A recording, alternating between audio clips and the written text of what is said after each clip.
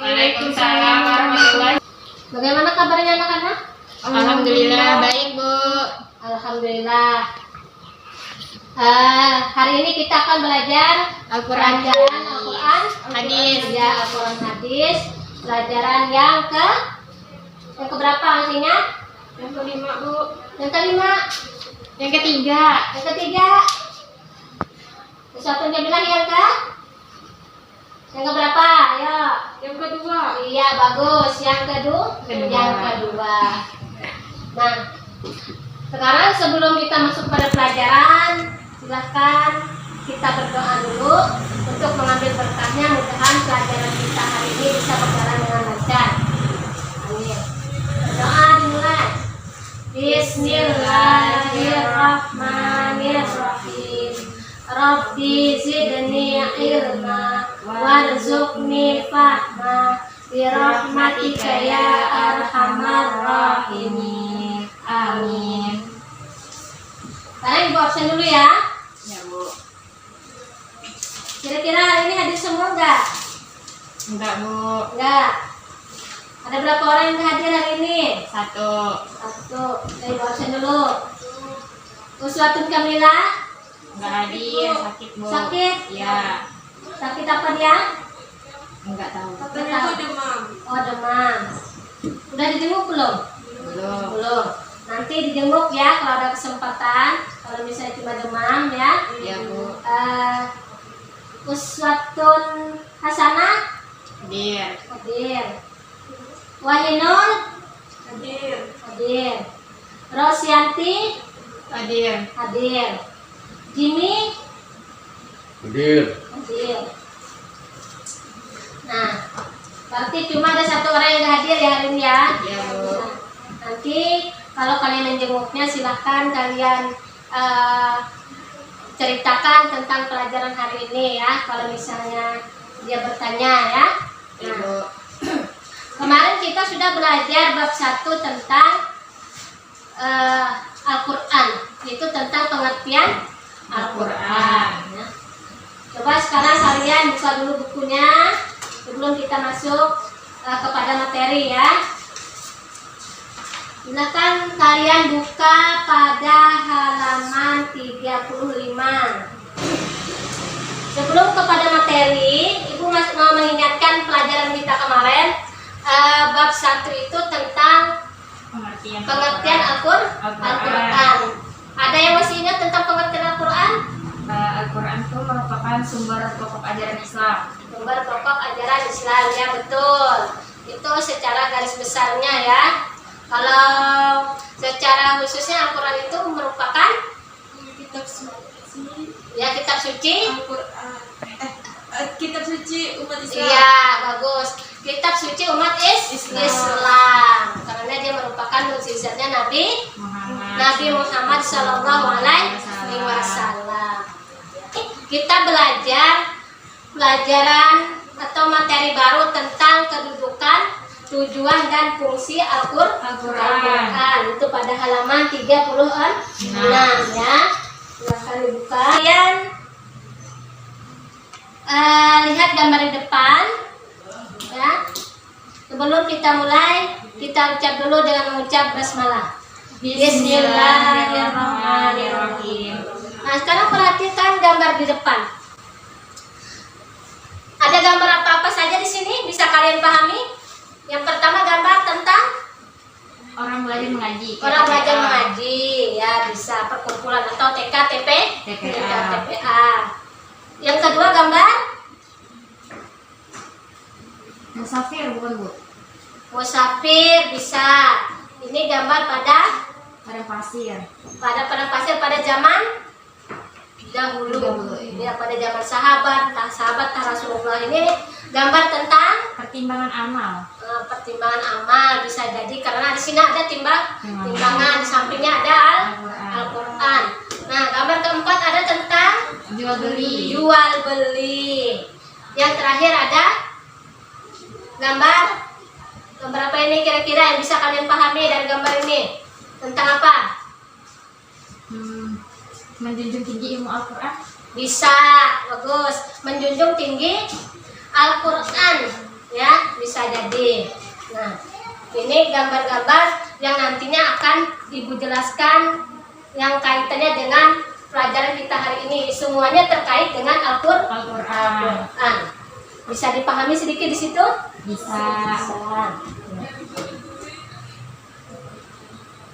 Nah, sekarang kita baca dulu ya Al-Qur'an. Di situ ada ayat Al-Qur'an di situ. Di depan juga ada, silakan bisa dibaca. Kalau misalnya di bukunya kurang jelas, kita baca sama-sama ya bacaannya supaya kita lebih mencintai Al-Qur'an. Mudahan kita bisa mengamalkan isi Al-Qur'an. Baca sama-sama. A'udzu billahi minasyaitonir rajim. Bismillahirrahmanirrahim. Aqimis salata liduluki syamsi ila wasaqil laili wa qur'anal fajr. Inna qur'anal fajri kana mashhuda. Wa minal laili fatahajjad bihi nafilatan lak. Asa ayyab'atsaka rabbuka maqaman mahmuda. Wa qur rabbi adkhilni mudkhala sidqin wa akhrijni mukhraja sidqin waj'alni min ladunka sultanan nasira. Wa qul ja'al haqqu wa zahaqal batilu innal batila kana zahuqa. Shadaqallahul azim. Nah, di dalam Al-Qur'an ini yang kalian baca tadi, di situ ada sedikit menjelaskan tentang materi kita hari ini, tentang kedudukan, tujuan dan fungsi Al-Qur'an. Karena kemarin kita sudah tahu Al-Qur'an itu merupakan kitab suci umat Islam, tentu ada kedudukan Al-Qur'an itu sebagai apa di dalam agama kita, tentunya agama Islam. Nah, segala sesuatu itu pasti punya kedudukan, punya fungsi dan tujuan. Misalnya saja kalian membeli barang, tentu ada tujuan. Beli HP pasti ada tujuannya dan ada fungsinya. Ya. Nah, begitu pula lebih-lebih Al-Qur'an. Ya. Di sini bisa kalian lihat Al-Qur'an di sini kedudukannya itu adalah sebagai sumber hukum. Ini ringkasan daripada yang ada di buku, sama aja sebenarnya ya. Nah, di sini buku gambarkan biar kalian lebih jelas. Al-Qur'an di sini kedudukannya sebagai sumber hukum. Sumber hukum ini adalah sumber hukum untuk kehidupan kita sehari-hari. Nah, sumber hukum di dalam agama Islam itu ada berapa? Ada dua. Yang pertama adalah Al-Qur'an. Yang kedua? Hadis. Iya, bagus. Yang kedua adalah hadis. Nah, jadi ingat sumber hukum bagi umat Islam itu ada dua. Yang pertama Al-Qur'an, yang kedua hadis. Yang kita bahas di sini adalah Al-Qur'an sebagai sumber hukum. Segala sesuatu yang kita perbuat, yang kita lakukan itu hendaknya bersumber daripada Al-Qur'an, supaya tidak menyalah daripada aturan yang diberikan oleh Allah. Bisa dipahami dulu? Bisa, Bu. Ya, kalau misalnya belum paham bisa ditanyakan ya langsung. Nah, sekarang kita lanjut kepada fungsi dan tujuan. Nah, di situ pada halaman 39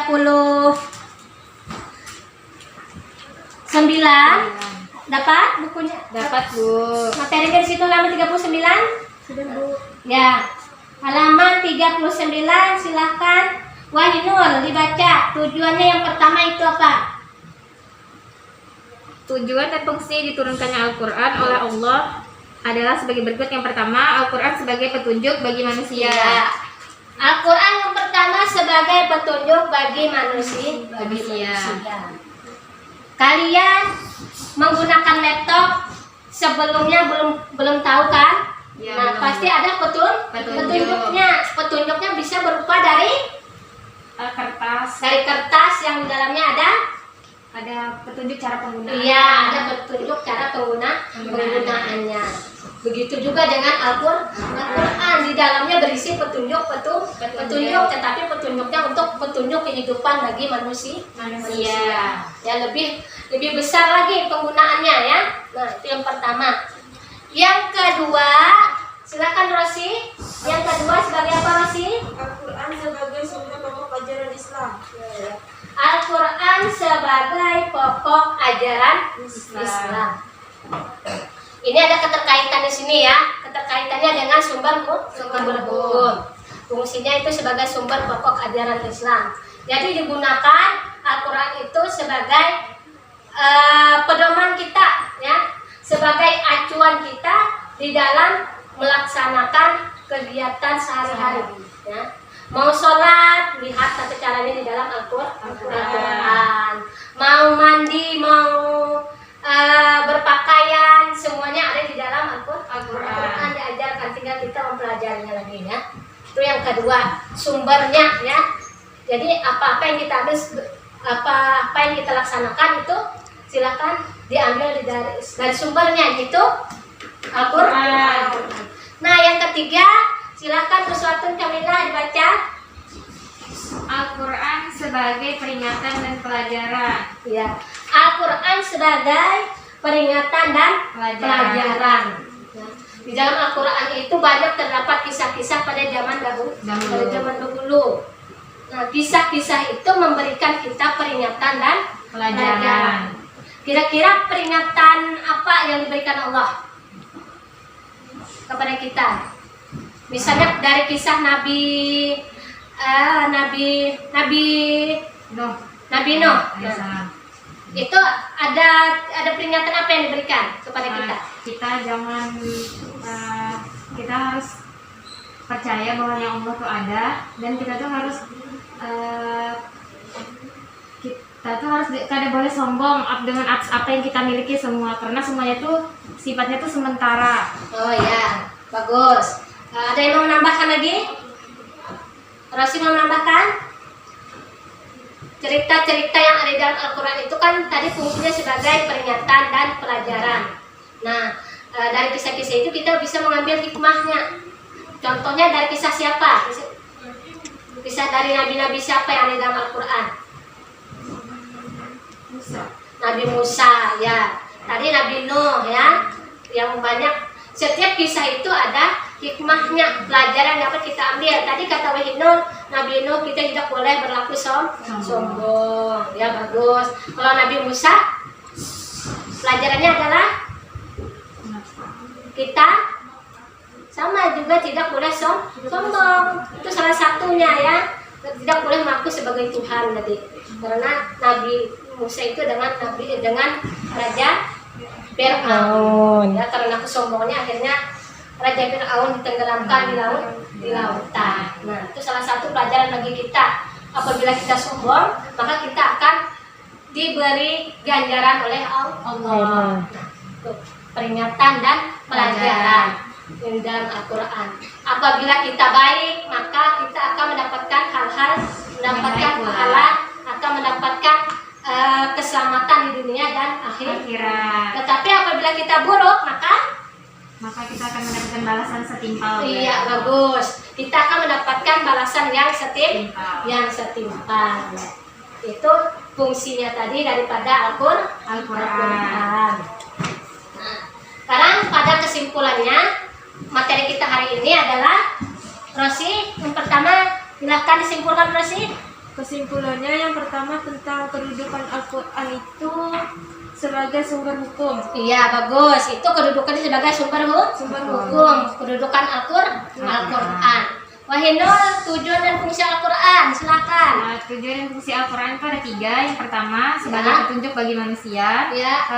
Yang kedua, Al-Quran itu sebagai sumber pokok ajaran Islam. Dan yang ketiga, Al-Quran itu sebagai peringatan dan pelajaran bagi manusia. Iya, bagus. Bisa dipahami kira-kira sudah? Bisa, Bu. Alhamdulillah kalau bisa dipahami. Jadi Ibu di sini sedikit menyimpulkan ya, menguatkan daripada pelajaran kita hari ini bahwa kedudukan Al-Quran itu merupakan sumber yang utama dan paling utama, ya, karena sumber hukum kita ada dua, tetapi ambillah pertama itu daripada Al-Quran, karena kedudukannya lebih tinggi daripada hadis. Ya, bagus. Yang kedua, tadi materinya adalah tentang tujuan dan fungsi Al-Quran yang ada tiga. Yang pertama sebagai petunjuk atau pedoman di dalam kehidupan kita. Yang kedua sebagai sumber pokok ajaran Islam. Nah, sebagai pokok ajaran Islam. Yang ketiga sebagai peringatan dan pelajaran. Nah, itu salah satu ketiga daripada tujuan dan fungsi Al-Quran. Apa-apa yang kita kerjakan hendaknya bersumber daripada Al-Quran. Kita hendaknya menjadikan Al-Quran itu sebagai pedoman hidup kita, supaya kita di dalam menjalani kehidupan itu terarah. Ya. Nah, orang yang menggunakan Al-Quran dalam kehidupannya, selain hidupnya terarah, apalagi kira-kira kegunaannya, fungsi kegunaan kita di dalam, apabila seorang itu mencintai Al-Quran, kegunaannya apa saja yang kita dapatkan? Keberkahan hidup, ya, bagus. Terus hati tentram, ya, itu bisa kayak seperti membaca Al-Quran bisa tentram. Ada lagi? Keselamatan dunia dan ya, akhirat. itu yang penting, keselamatan di dunia dan akhirat. Karena kita akan dijauhkan dari segala musibah dan mara bahaya, ya, apabila kita bertakwa atau kita melaksanakan ajaran-ajaran dan menjauhi yang dilarang oleh Allah melalui Al-Quran, ya. Makanya hendaknya kita itu tiap hari, ya, membaca Al-Quran, walaupun cuma satu ayat, dua ayat, satu lembar, dua lembar, ya, nanti akan terbiasa membacanya.